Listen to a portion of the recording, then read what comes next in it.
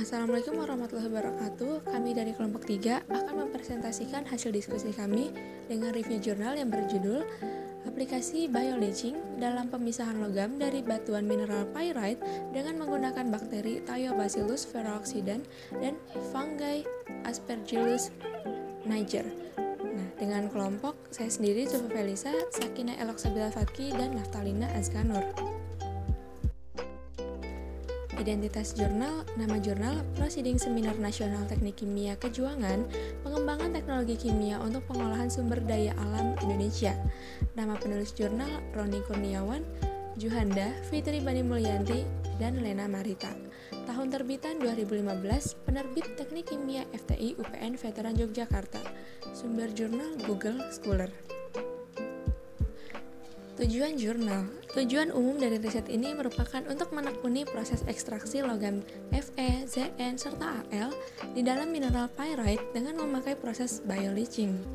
Tujuan spesialnya untuk mengenali pengaruh waktu serta tipe mikroorganisme bersumber pada konsentrasi serta yield logam dari hasil ekstraksi mineral pyrite dengan proses bioleaching serta buat mengenali pengaruh tipe mikroorganisme terhadap selektivitas logam-logam yang terekstraksi dalam proses bioleaching terhadap mineral pyrite.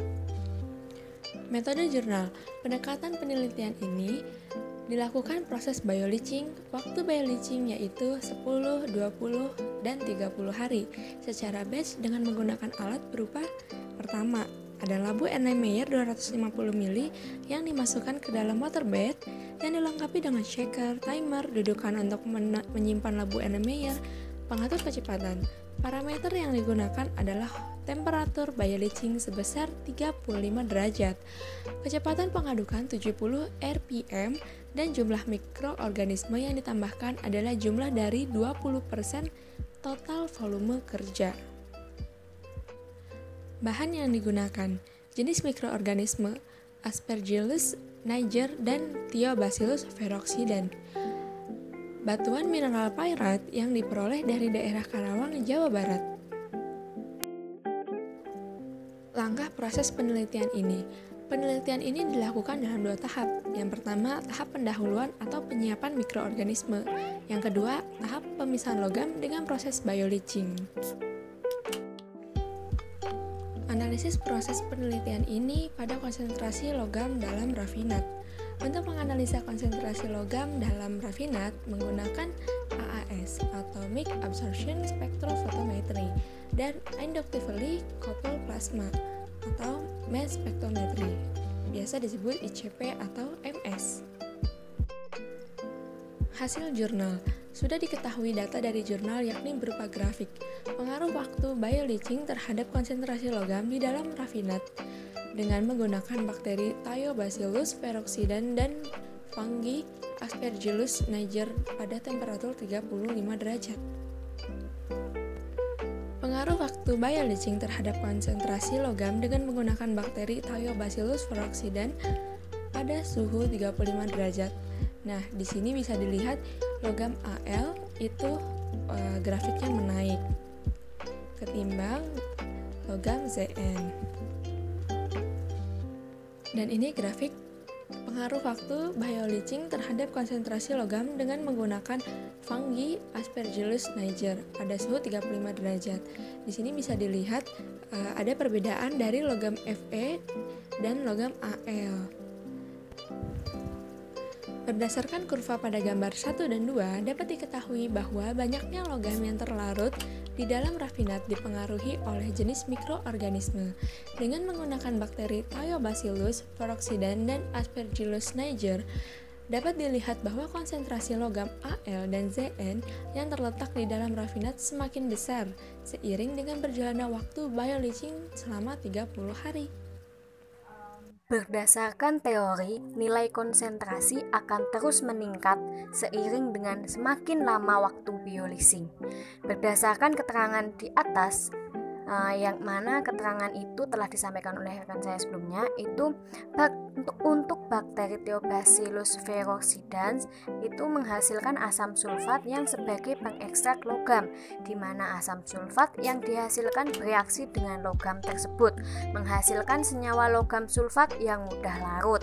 Sedangkan untuk fungi Aspergillus niger di sini itu sebagai untuk menghasilkan asam sitrat. Untuk keefektifan proses biolysing itu bergantung terhadap kemampuan mikroorganisme dan komposisi mineral serta kimia dari logam yang akan diekstraksi. Proses biolysing ini dilakukan dengan bakteri Theobacillus ferocsidans sebab itu nanti akan mengoksidasi unsur logam karena proses ini membebaskan sejumlah energi yang digunakan untuk membentuk senyawa yang diperlukan. Selain energi juga, proses oksidasi tersebut juga menghasilkan senyawa asam sulfat. Maka aktivitas Theobacillus ferocsidans akan mengubah besi yang tidak larut dalam air menjadi besi sulfat yang larut dalam air.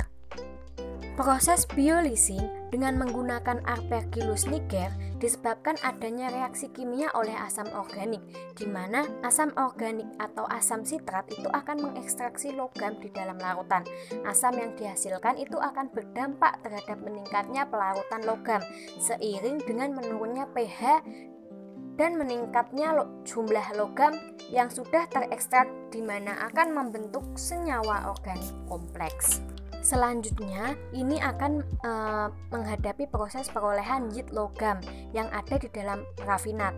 Ternyata yang tertinggi itu diperoleh sebesar 15% untuk logam Zn pada proses biolysing dengan menggunakan bakteri Theobacillus ferocsidans.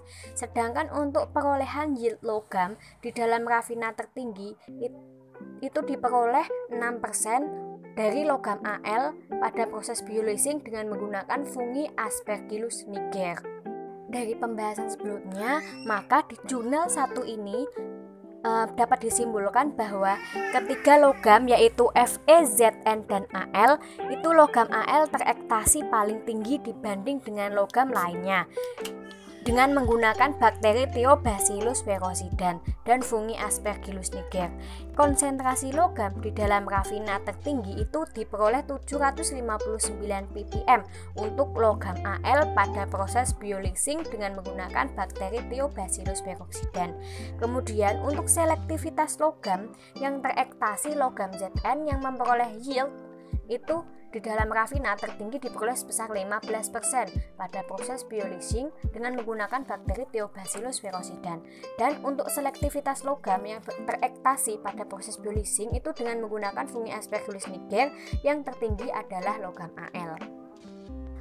Kali ini kita sudah memasuki untuk review jurnal yang kedua yang berjudul Occurrence, Use, and Potential Toxic Effect of Metal and Metal Compounds. Yang pertama itu adalah subbab identitas jurnal. Terjemahan dari judul jurnal itu adalah keberadaan, penggunaan, dan potensi efek toksik dari logam dan senyawa logam. Di mana jurnal ini ditulis oleh Anna Maria Florea dan Dutch Bruce Sheltberg pada tahun 2006. Oke, pada pokok pembahasan jurnal yang kedua ini nantinya akan menjelaskan bagaimana toksisitas berbagai logam yang biasa dijumpai dalam kehidupan sehari-hari kita. Oke, pada logam yang pertama kali ini ada arsenik, di mana dalam subbab pertama itu ada kejadian penggunaan atau sumber paparan manusia. Nah, arsen itu adalah kontaminan lingkungannya itu umumnya dan paparan manusianya itu berasal dari air dan tanah yang terkontaminasi ataupun dari makanan yang kaya akan spesies arsenik, misalnya bawang putih ataupun makanan laut. Kemudian sumber paparan dari arsenik lainnya itu juga bisa terkait dengan aktivitas pekerjaan karena arsenik digunakan dalam pestisida, pengawet kayu, serta dalam produksi kaca, kertas, dan semikonduktor.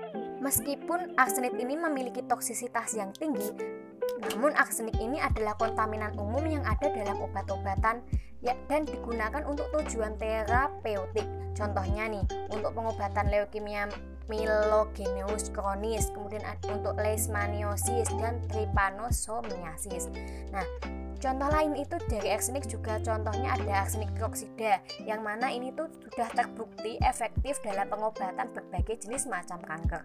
Nah, secara tidak sengaja juga keberadaan spesies arsenik dan arsenat ini dalam larutan asam amino juga terdapat dalam garam, vitamin, dan lipid. Namun, apabila pada tingkat yang tinggi, itu nanti arsenik cenderung akan memberikan toksisitas yang cukup kronis, yaitu biasanya bisa menimbulkan jenis masalah kesehatan mulai dari kanker kulit hingga gangguan memori. Dan yang sering terjadi itu adalah menimbulkan efek neurotoksik. Selain itu, paparan arsenik pada manusia menyebabkan kanker, kerusakan hati, dan dermatosis. Sebagai mekanisme yang mungkin dari aksi arsen anorganik dalam bentuk pentavalen, penggantian fosfat, dalam keadaan trivalen arsenik dapat bereaksi dengan tiol kritis dalam protein dan menghambat aktivitasnya. Logam selanjutnya adalah logam timbal. Logam ini biasanya digunakan sebagai bahan bangunan, pigmen untuk glasir keramik, pipa air, amunisi, glasir keramik, kaca dan kristal, cat, pelapis pelindung, baterai penyimpan asam, aditif bensin, kosmetik seperti bedak muka, lipstik, maskara, dan lain-lain, dan spermisida misalnya untuk pengendalian kelahiran dan sebagai pengawet anggur untuk menghentikan fermentasi. Karena penggunaannya yang luas, manusia rawan terpapar turunan timbal dan mendapat asupan timbal setiap hari melalui makanan, air minum, dan inhalasi. Logam timbal dapat merusak sistem neurologis, hematologi, dan ginjal. Paparan timbal pada manusia telah mencapai tingkat yang mengakibatkan efek kesehatan yang merugikan. Menurunnya memori dan tingkat pemahaman pembelajaran dapat secara jelas berkorelasi dengan kadar timbal dalam darah yang diukur dalam populasi. Logam yang selanjutnya adalah merkuri. Umumnya, paparan merkuri pada manusia menyebabkan gangguan neurologis dan ginjal. Kinetika toksisitas yang disebabkan oleh merkuri berbeda antar spesies. Misalnya, alkyl merkuri diserap dan terakumulasi di sistem saraf pusat atau SSP. Namun, pada hewan pengerat, ginjal dan saraf perifer rusak pada konsentrasi yang lebih rendah daripada yang mempengaruhi otak.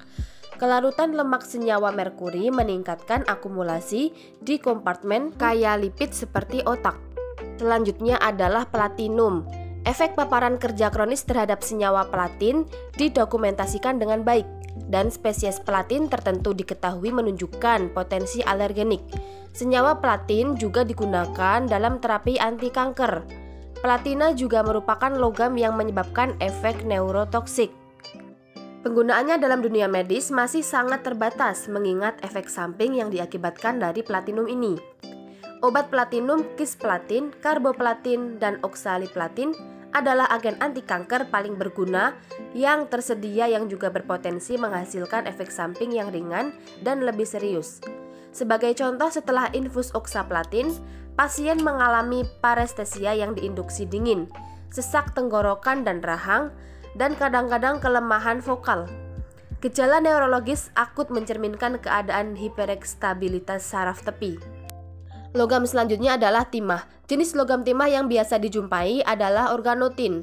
Organotin termasuk polutan paling beracun yang diketahui selama ini untuk kehidupan akuatik yang memiliki toksisitas tinggi, resistensi lingkungan yang tinggi, dan seringkali mobilitas tinggi sehingga mencemari air dan tanah.